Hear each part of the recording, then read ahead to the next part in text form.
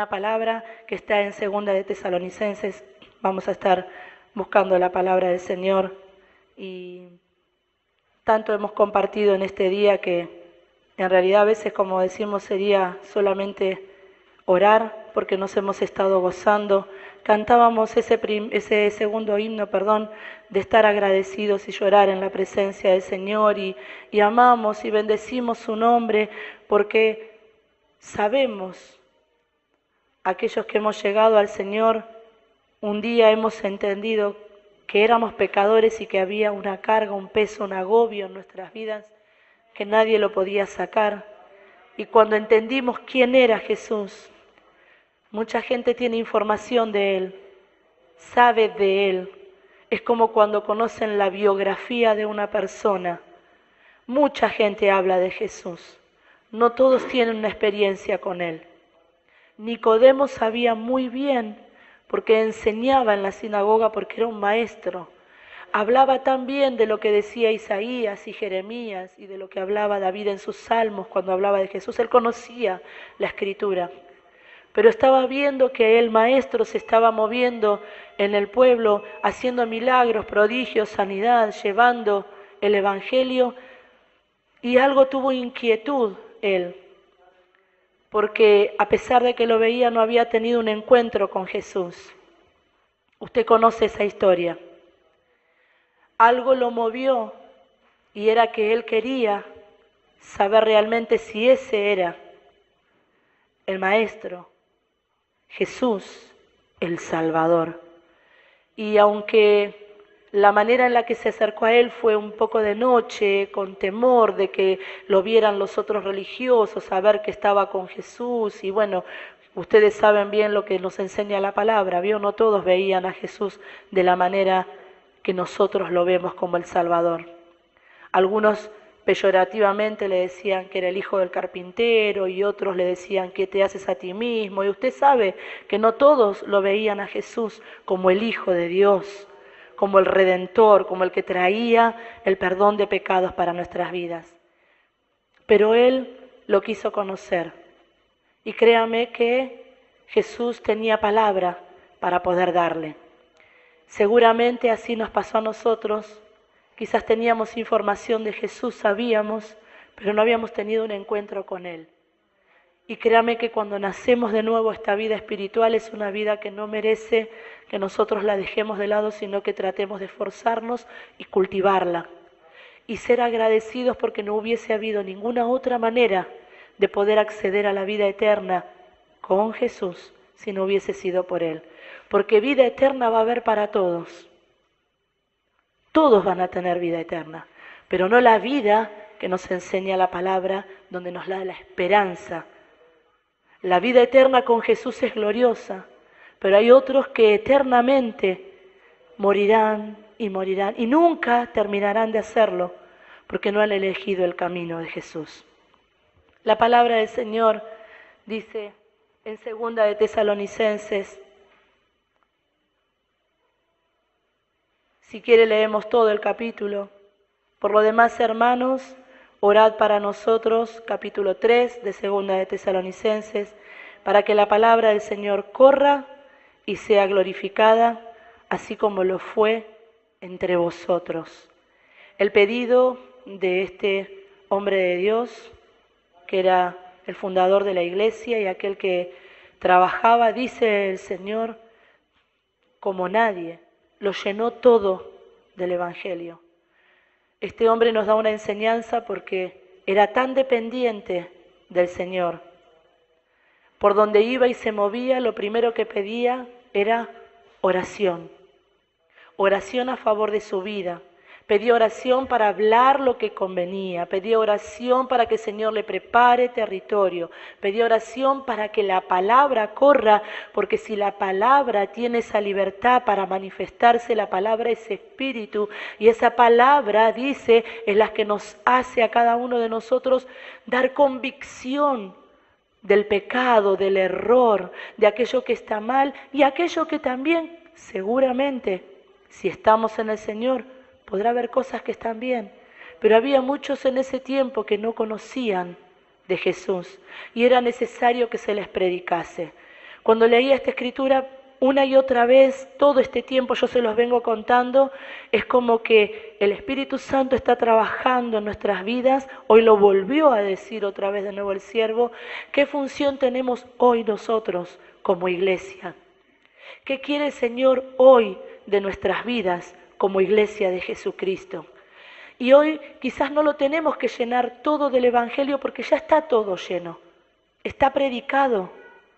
Está predicado en campañas, las iglesias se han multiplicado. Antes había una, el siervo contaba un poquito parte cuando tiene oportunidad de cómo nació la iglesia, de cómo no había nada antes y se tuvo que trabajar y hubo que esforzarse. Y nos cuenta de mujeres y de hombres, aquellos que salían por los tranvías, por los trenes, en los colectivos, por las plazas, por los hospitales, mujeres que iban con el calor o con el frío, no importaba, se juntaban de a dos, se ponían de acuerdo y iban a los cementerios, a las puertas, iban a los hospitales a llevar tratados, a anunciar el Evangelio. Era necesario porque no se conocía. Y luego vino masivamente, un poquito contaba el siervo también, como, y nos contó aquí también en estos días, como hubo una década donde trabajaron juntamente y el Señor hizo un gran mover espiritual. No solamente decía el otro día,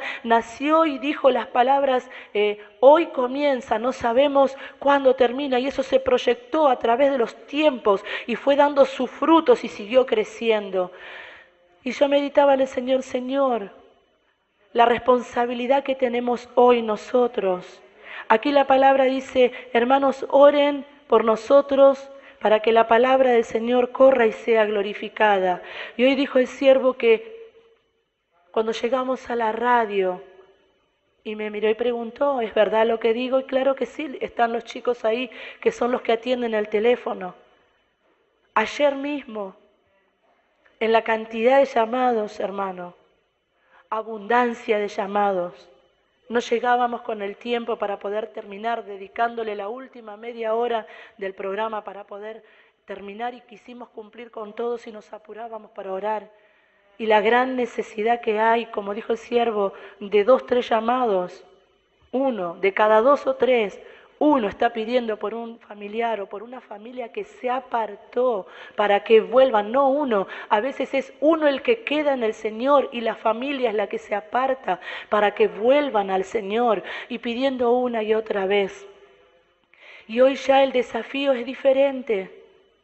Es nosotros estar viviendo lo que la palabra dice para que cuando tengamos la oportunidad con el que el Señor nos presenta, poder presentarles, ellos ya conocen mucho. Usted pregúntele, cuando usted comience a hablar con alguien y le pregunta, ¿pero vos fuiste a la iglesia? Dígame la verdad, si de 10, 8, 9 no le dicen sí, yo ya pasé por la iglesia evangélica. Sí, yo conozco, o sí yo estoy apartado, o sí. Y hoy el desafío es ese. Que la palabra corra y para que la palabra corra tenemos medios, hermano, mire, de comunicación maravillosos. La palabra corre a través de la radio, a través del internet, a través de todas las redes sociales. El Evangelio corre. Pero necesitamos que esa palabra que sale, que es la limpia, la pura, la genuina, nosotros podamos orar para que llegue así como es. Y que nosotros podamos tomar ese desafío y ya quizás no haya mega campañas, pero sí nosotros poder llevar la palabra del Señor con nuestro testimonio, con lo que el Señor ha hecho en nuestras vidas, compartiendo con los que están al lado nuestro en el trabajo. Cuando el Señor le pedimos en oración, vio que muchas veces dice usted, pero ya conocen, bueno, hable usted de esta manera con el Señor, porque acá dice, ore para que la palabra corra. Para que la palabra corra nos tiene que usar a cada uno de nosotros. Si no abrimos nuestra boca, si no anunciamos el Evangelio, si no decimos las virtudes que Él hace, difícilmente otro conozca. Y si bien oramos, luego tenemos que nosotros decir. Y cuando digamos, tenemos que tener esa convicción de lo que el Señor es en nuestras vidas. Hay muchos que son testigos mudos. Hay muchos que están en medio de esta sociedad y la gente no sabe que son hijos de Dios, porque no lo confiesan, porque no dicen lo que han recibido. Tenemos un gran desafío. Claro, somos una pequeñitísima parte de lo que es la iglesia de Cristo en esta tierra. Pero el Señor nos pide a cada uno de nosotros que tomemos este desafío de anunciar el Evangelio. El Evangelio, ninguna otra cosa. La palabra de Dios, la sana doctrina, el perdón de los pecados, la vida eterna, el bautismo del Espíritu Santo, la sangre de Cristo que nos limpia. Todas esas cosas. Hoy se anuncian tantas cosas extrañas y raras y el hombre está tratando de meterle tantos aditivos a esto que es puro y perfecto y no necesita ninguna corrección, que la gente no conoce bien a Cristo. Tiene información de Él y algunos no lo conocen bien tampoco. Y nosotros que hemos tenido una experiencia con el Señor le podemos decir lo que hizo en nuestras vidas. Y le podemos decir de esta manera: vení a la casa del Señor. Ahí Él te va a enseñar y te va a hablar. Y cuando las personas comienzan a venir y les decimos el Espíritu Santo y esa palabra que queda ahí empieza a trabajar en los corazones, porque la palabra es espíritu. Nosotros solamente anunciamos, llevamos, y el que luego da el crecimiento es el Señor, pero necesita estar en un lugar. Le tenemos que decir: vení a la casa del Señor, para que Él ahí pueda seguir tratando. Que la palabra corra y llegue con eficacia. Y también tenemos un desafío: orar mucho más, para que el Señor siga usando a su siervo y a sus siervos que predican la genuina palabra de Dios. Porque cada día que se abre esa cámara y hay oportunidades de este lugar de anunciar el Evangelio y de enseñar todo lo que dice este libro, usted ni se imagina, o cuando estamos en una mesa, en un estudio, y usa el Señor a su siervo para predicar, usted no se imagina la cantidad de llamados que dice: gracias por lo que estoy escuchando. Ayer sin ir más lejos, una mujer llamó, se animó, dijo, así era literalmente llamado: me animo a llamar por primera vez, porque lo que estoy recibiendo, la presencia de Dios que estoy recibiendo al escuchar la palabra de lo que se estaba diciendo, era tremendo. Testimonios de parte de Dios. Y la palabra tiene que correr para que llegue con eficacia a esas vidas que tienen necesidad. ¿Sabe cómo le puede decir usted al Señor? Señor, presentame a alguien que realmente quiera conocerte. Presentame a alguien que realmente tenga necesidad y pone palabra en mi boca, Señor. Y el Señor lo va a hacer. Y le va a preparar una vida. Y si usted el día de mañana le pide eso, el Señor lo va a hacer. Y va a preparar a alguien y usted va a tener la oportunidad de anunciar las bendiciones del Señor. Para que seamos librados, pedía. Para que seamos librados. Le decía a Pablo: para que seamos librados. Él no podía por sí mismo, aunque si quería, tenía el intelecto para hacerlo, tenía la capacidad y la fuerza porque estaba entrenado para poder hacerlo, pero él no confiaba en sí y le pedía oración a aquellos que le seguían, que lo rodeaban, y a la iglesia que estaba en Tesalónica en ese momento, para que el Señor lo librara, dice de esta manera, de hombres perversos y malos, porque no es de todos la fe. Había hombres que se levantaban en contra de la doctrina. Había personas que generaban dificultad y ponían obstáculo para que esa palabra que salía pura, limpia, genuina, transparente, que es la única que puede darnos convicción de lo que está mal y de lo que está bien, cuando usa a sus siervos para anunciarla, había muchos que no querían y generaban oposición. Hay distintas maneras de generar oposición. Hoy quizás no lo compartamos eso, pero sí lo más importante es orar a favor de la obra, orar a favor de los siervos, orar para que la palabra siga corriendo. Dice ese coro: por los montes, por los valles, la iglesia sigue caminando. La iglesia somos cada uno de nosotros.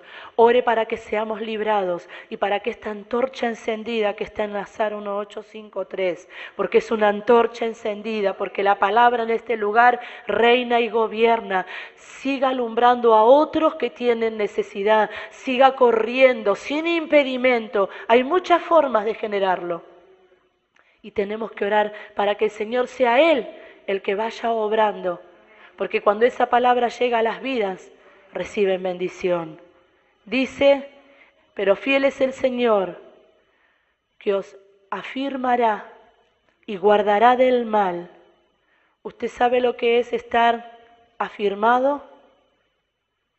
Cantábamos, el justo florecerá como la palmera. La palmera está firme porque tiene raíces profundas.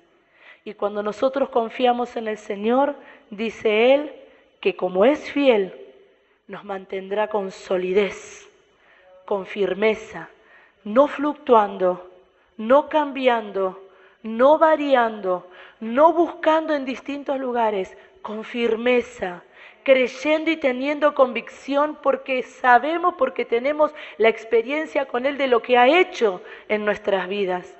¿Se acuerda que hace poquito nos predicaba el siervo y nos hablaba de Job y decía, de oídas te había oído, aunque buscaba, aunque había tenido esa expresión tremenda, yo sé que mi Redentor vive y aún del polvo me levantará, aunque él tenía la experiencia de saber y conocer de Dios y oraba por sus hijos y hacía lo que le agradaba al Señor, aún así había un proceso que lo iba a llevar a tener un conocimiento mucho más íntimo de Dios. Él dice, hablaba lo que no sabía, decía lo que no entendía. Y para que nosotros podamos tener firmeza y seguridad tenemos que pasar y permitir que el Señor trabaje en nosotros de tal manera de tener esa convicción profunda de que nada nos va a mover de la palabra de Dios. ¿Sabe por qué el hermano que cantaba decía, no me mueven, no me moverán, soy como el árbol que está junto al río? Porque él estaba enfermo y había recibido una sanidad milagrosa de parte de Dios. Entonces nadie le iba a poder decir que Jesús no sana porque él había recibido sanidad y no iba a negar la palabra de Dios. Y cuando nosotros recibimos el perdón de los pecados, la liberación de las ataduras, los milagros de sanidad, no podemos negar, tenemos que tener firmeza, convicción. Cuando hemos sido llenos del Espíritu Santo, cuando Él nos ha bautizado, cuando hablamos en lengua, no podemos negar, tenemos que tener convicciones profundas. Y Él nos va a ayudar porque es fiel. Y en esa convicción que tenemos en Él nos va a dar la gracia y la capacidad para poder ser esto que Él nos pide. Él los afirmará y los guardará del mal. ¿Se acuerda lo que dijo el siervo hoy? Cuando quieras hacer algo para Dios y cuando de corazón quieras trabajar para Él, en el ayuno, en la oración, en el llevar un folleto, en anunciar la palabra, en serle fiel al Señor en todas las áreas que Él te pide. Cuando intentemos hacer eso, no le va a gustar al enemigo. Lo vamos a estar molestando y Él va a generar cuestiones y quizás quiera venir el mal por un lado y quizás viene la saeta por el otro y el dardo del enemigo por el otro o se levante. El Señor te va a guardar de todo mal. Yo no sé cuántos escucharon ayer, pero ayer se leyó el Salmo 91. Usted seguramente lo conoce de memoria, pero el Señor dice que pueden caer 1000 y 10.000 a tu diestra, pero a ti no te llegará. Y dice que puede llegar la plaga, la peste, pero a tu morada no le va a entrar. Y cuando está el cuidado y la protección de Dios, ni siquiera el enemigo va a poder prevalecer sobre tu vida, porque te va a dar la capacidad y la gracia para poder hollar la serpiente y al escorpión. Y eso no se trata de tener una valentía humana, sino de confiar plenamente y estar cerquita de Jesucristo, tan cerca, tan cerca, tan cerca, que como dice su palabra, te va a cubrir con sus plumas, te va a guardar de todo lo que pueda generar el enemigo. Él te ayudará a poder estar firme, te librará de todo mal. Y dice, y tenemos confianza respecto a vosotros en el Señor, en que hacéis y haréis lo que os hemos mandado. Y el Señor encamine vuestros corazones al amor de Dios y a la paciencia de Cristo. Dios les bendiga grandemente.